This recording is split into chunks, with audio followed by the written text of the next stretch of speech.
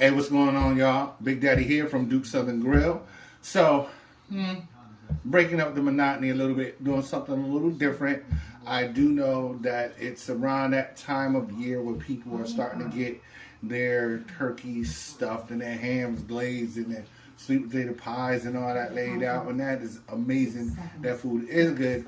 However, I know me, when I used to celebrate the holiday, it would be kind of boring leading up to that day, you know, and there was a lot of takeout food going on. So I was thinking, what could I do that could, you know, give a little spice, jazz it up a little bit, and break up that monotony. So I was looking over at a couple of ideas, and my daughter hit me in the head with something that Wendy has. It's an Italian mozzarella chicken sandwich. That is what I'm going to make today. And I'm actually going to splash them. Some of y'all might say I'm throwing shade on them, but I'm not. It's just real talk. I'm going to splash y'all with what they actually put in their sandwich and the nutritional facts to go along with it. So if y'all interested in making this nice chicken sandwich to, you know, go along with, you know, whatever y'all doing for this week, then sit back, relax, and watch this video. Be easy.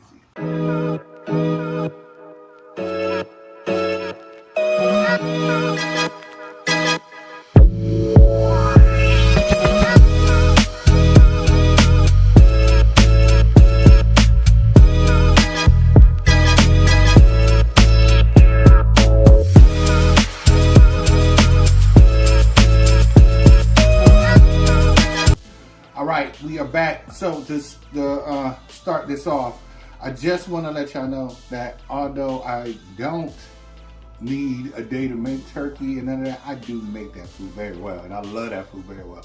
I'm actually having it later on in the week. It's not on that day, right?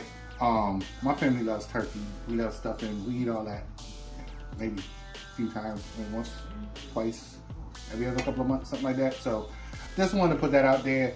Because I am a catering, I'm like, well, if you don't eat this stuff, how can it be good? So now I put that out there. Smell that turkey in your head, the best turkey that you could ever remember, ever eating it. And then mine, 20 times better than that. I promise you. But today's dish we're getting into a chicken sandwich, an Italian mozzarella chicken sandwich. To start off with, what we're going to use? We're going to use some chicken breast. Now I'm giving y'all chicken breast. Okay, show y'all a chicken breast. Okay, see that? That's an actual breast. Y'all see it when I do post it. Wendy's is giving y'all chicken breast with rib meat. For y'all who don't know, that means you're getting the rib meat of the chicken, and it's gonna be glued back together and made into a patty and served to you for a good $6.79? $6.79. $6.79 per sandwich. Right? Throwaway scraps for $6.79. I don't know. Not in my kitchen. So this it's just lightly salted. Please, if you don't have you know, time, at least give it a couple of hours to let the light salt set in there. If you do have the time, overnight in the brine in the refrigerator, cover tightly, away from any other foods that could get you sick if it cross contaminates. Please do that, and it will be a lot better. Trust me, it will be juicy through and through and flavorful through and through. Now, the breading. They use wheat flour. I use the mix. So we have white and wheat flour in here, and when y'all see what y'all are eating, I have a little bit of seasonings, some onions, some garlic, a little bit of Italian, some pepper, some salt, and that's it. There's you're gonna get some MSG and a lot of other stuff like what is it? Nutritional yeast, which is supposed to, for y'all vegans, y'all know what that is, right? But it's supposed to make things that are not meat taste more meat-like or cheese-like. Well, if you're eating meat, why you need something to enhance the flavor of that meat? I don't know. Hit me up in the comments and tell me what y'all think about that. Now, from here, what I'm going to do is just flour these a bit.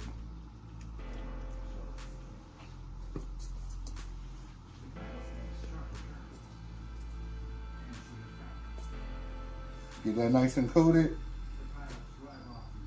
If your chicken is a little dry and it's not coating, just double dip it back in here, re-wet it and coat it, but that's nice.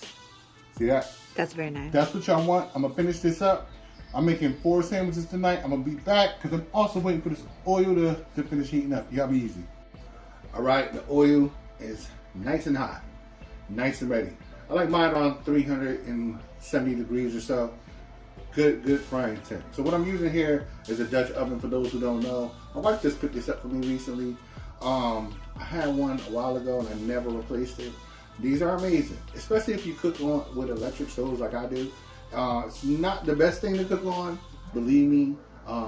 If I didn't have a visual impairment, I would not use an electric stove, especially, you know, because how I love to be in the kitchen. But this is the safest route because I don't have to worry about seeing flames. But the thing with electric stoves, they cook a little uneven.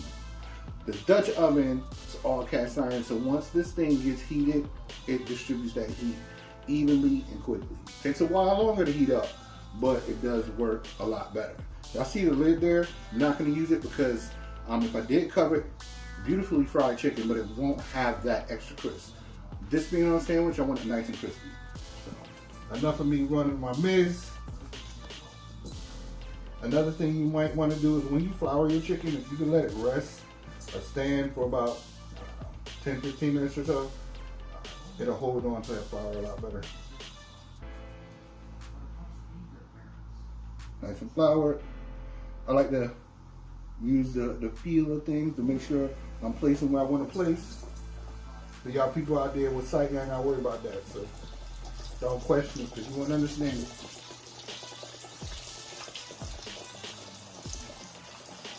All right, those are going to cook for about maybe 6 or 7 minutes. If you don't have a thermometer or a timer, what you want to do, you see, can you hear that over there, sir? I can hear it. All right, what you want to wait for is that to quiet down a bit. So wait for it to quiet down, look at it, and it'll actually start floating. I have a couple of inches of oil in there, and those thin breasts, those cutlets will start floating, all right? I'll be back, be easy. We are done. These sound amazing. Oh, just so you know, end up leaving them in there another minute, so for a total of 8 minutes. Have my draining rack here.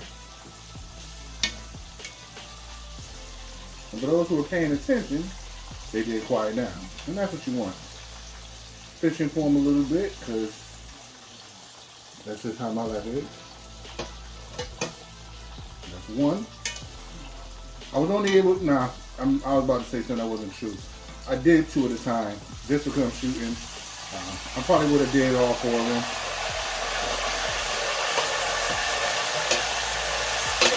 There you go. I'm about to drop these next 2 when it heats back up. Don't drop it right now. Be that easy. We are back. We're almost done. 2 more things. We have to do the next component to the sandwich, which is mozzarella. So we're not doing mozzarella sticks. We're doing a slab of mozzarella. So here's the thing. Just stick with the mozzarella idea. My deli, where I got this cheese from, did not have mozzarella, so I used its cousin, provolone. So I got about 1/4 inch of provolone, and they'll cut that for you at the deli, so don't worry about that. And what I have here is my wet, which is buttermilk and an egg beaten. I have my dry, which is wheat flour, not seasoned, and then I have the outer coating, our breading, which is breadcrumbs, and I actually use the remaining flour that I use to bread the chicken. So all that Italian seasoning that I put in for the main flour, all of that is going to go on this and season that very well. But I did, for the texture, want to add some breadcrumbs. Don't worry about the measurements. Y'all know me by now. I'm going to hit you up. So I just want to get this a little wet. It don't matter me use all that cheese. Dip it in the wheat. Make sure it's coated because this is cheese. So it will bust through. So we want to make like a nice helmet. Nice strong coating. See what I had you get? Half a cup of that flour. Mm-hmm.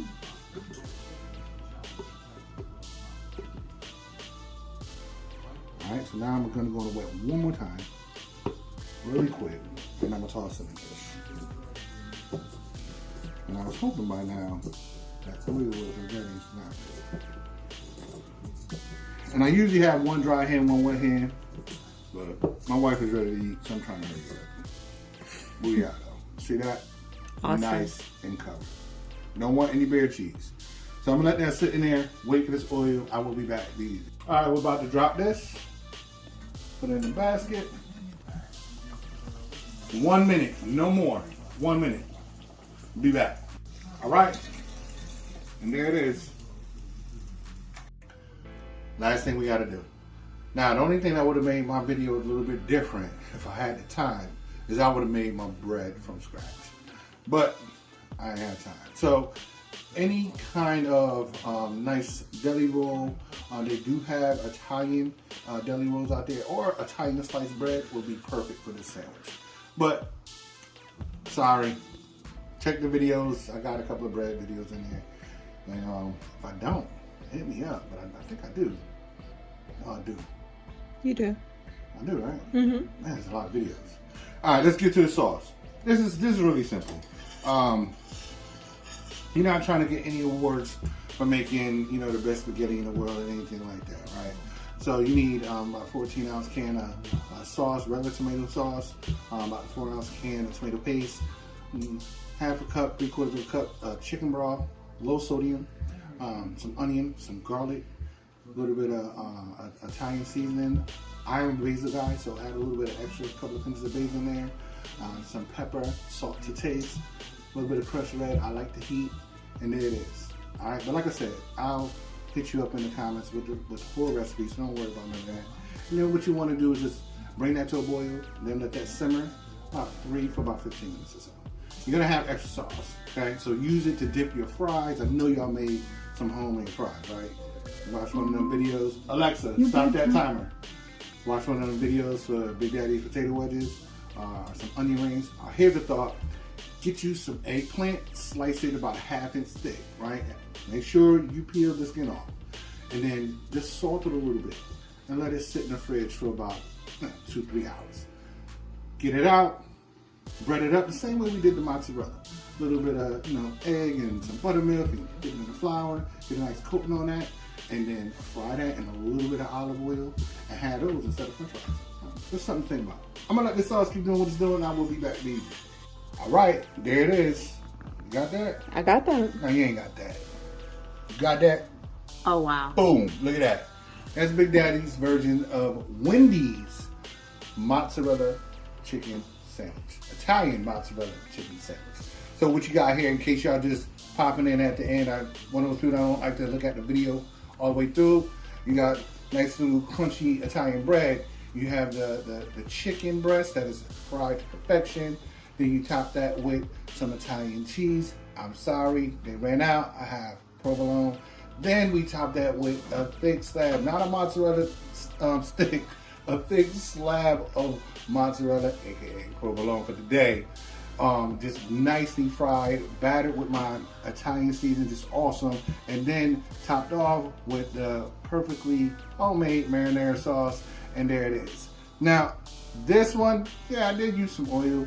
Cheese is fattening, it is what it is. Actually, provolone does come in low-fat variety. Bread has carbs, but I guarantee you, what's in this sandwich beats the nutrition facts, beats the ingredients that they have, and it's gonna definitely beat the price, okay? This sandwich probably cost me like $4 a day. Or you could pay $7. I guess if you want the convenience of somebody doing it for you. So, this is Big Daddy's. Y'all go eat Wendy's. Y'all try to cook this at home. Make mine. Tell me in the comments what y'all like best. It's a crazy world out there. Thanks for sitting with me. Like, subscribe, follow, share, and all that good stuff. Be easy.